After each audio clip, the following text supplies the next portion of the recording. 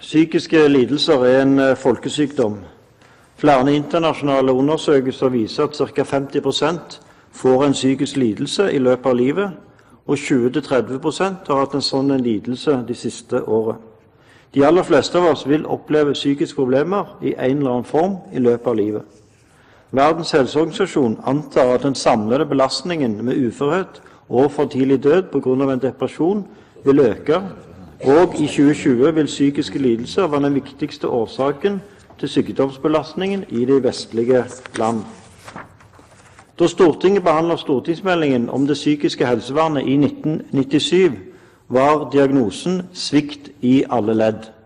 Opptrappingsplanen for psykisk helse ble iverksatt fra 1988 og ble avsluttet i 2008.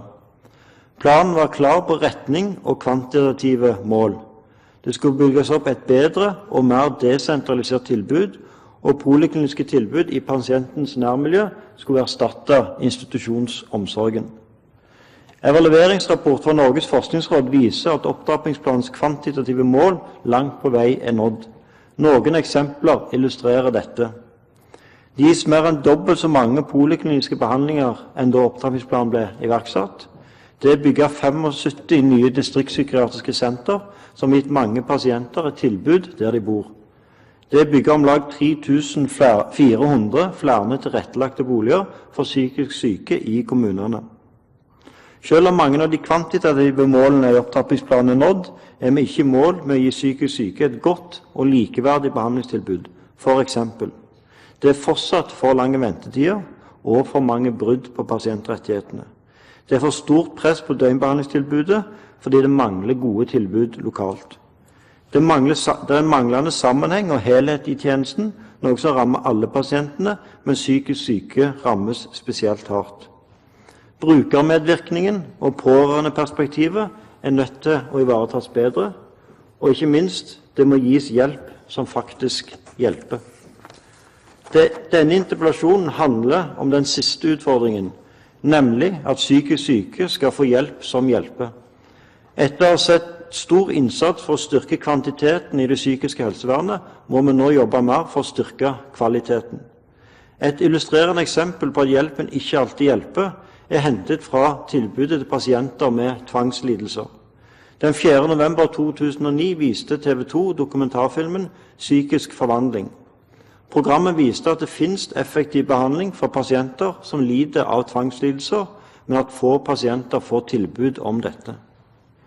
Tvangslidelser er anslått å være den 4. mest utbredte psykiske lidelsen og rammer til enhver tid over 50 000 nordmenn.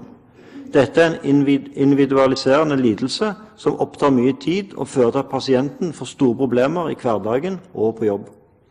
Mange blir uføretrygdet på grunn av lidelsen, og den innebærer vanligvis en stor belastning også for pårørende. Siden 1970 har det vært kjent at såkalte eksponeringsterapi med responsprevensjon er en effektiv behandlingsmetode for lidelsen.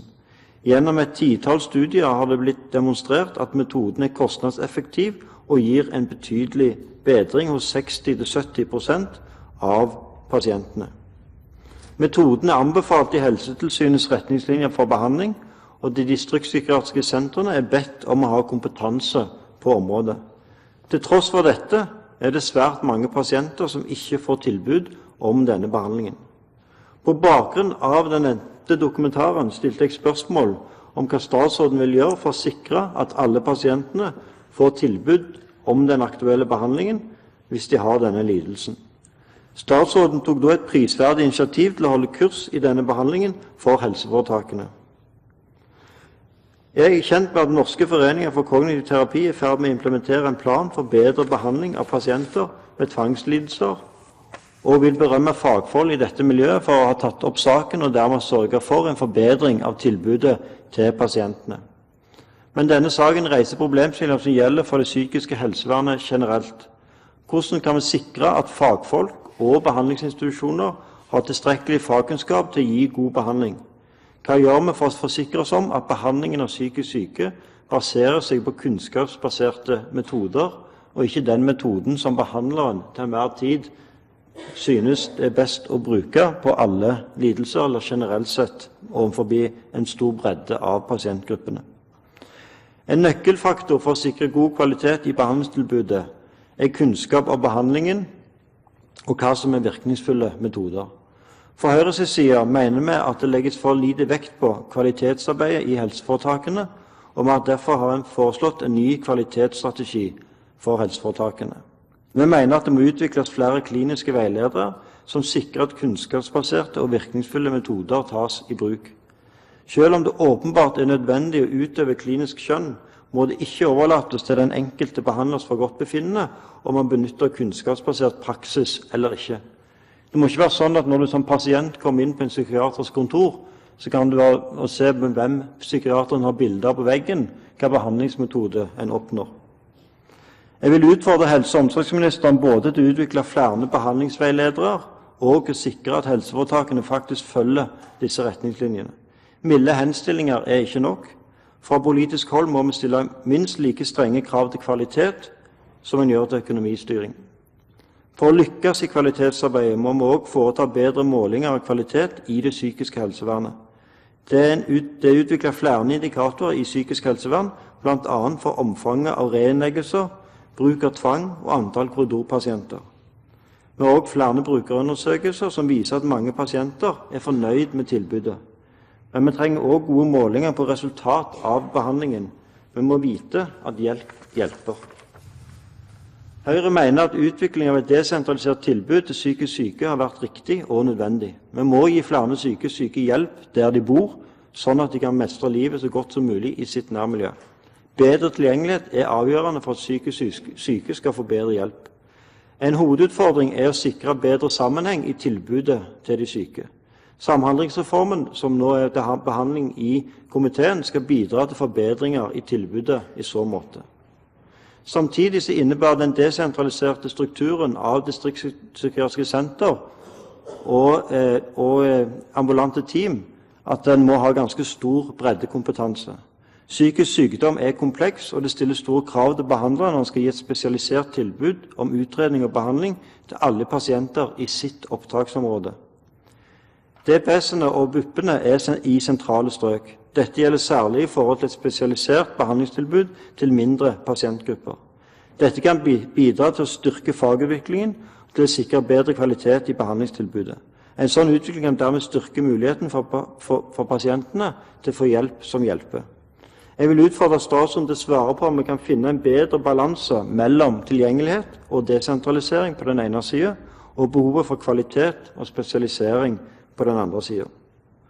Rådet for psykisk helse har utarbeidet en rapport om kvalitet i det psykiske helsevern med 7 hovedpunkter som er nødvendige for å sikre god kvalitet i tilbudet til psykisk syke. Et av disse er utdanningen av fagfolk som må følge en bedre utvikling. Rådet viser til at videreutdanningen i psykisk helsearbeid samt spesialiseringen for psykologer og psykiatere ikke er tilpasset dagens tjenestetilbud og krav til brukermedvirkning. Dagens tjenestestruktur forutsetter som sagt breddekompetanse, noe som kan stille enorme krav til fagfolk. Det kan neppe forventes at psykologer kan gi god eksponeringsterapi til pasienter med tvangslidelser etter et 4 timers undervisningskurs. Jeg vil oppfordre statsråden til å gjennomgå utdanningstilbudet i sektoren sammen med sine kolleger i Forskningsdepartementet for å forbedre og oppdatere utdanningstilbudet. På oppdrag fra daværende Sosial- og helsedirektoratet ble det utarbeidet en analyse av kompetansebehovet innen psykisk helsevern som ble publisert våren 2006. Analysen konkluderer med at det mangler nærmere 500 psykiatere og et betydelig antall psykologspesialister ved de distriktspsykiatriske sentrene. Riksrevisjonens landsomfattende undersøkelse fra 2007 viser at behandlingstilbudet for barn og unge med psykiske lidelser ikke er likeverdig. Det er store forskjeller i kapasitet og antall spesialister mellom poliklinikkene og mellom helseforetakene. Det er klart at mange andre utdanningsgrupper kan gi et svært godt tilbud til psykisk syke, og det er ikke ønskelig med noen profesjonsmonopol i noen deler av helsesektoren. Men vi er nødt til å sikre at det finnes tilstrekkelig fagkompetanse både i distriktsmedisinske sentrene og i poliklinikkene for barn og ungdom.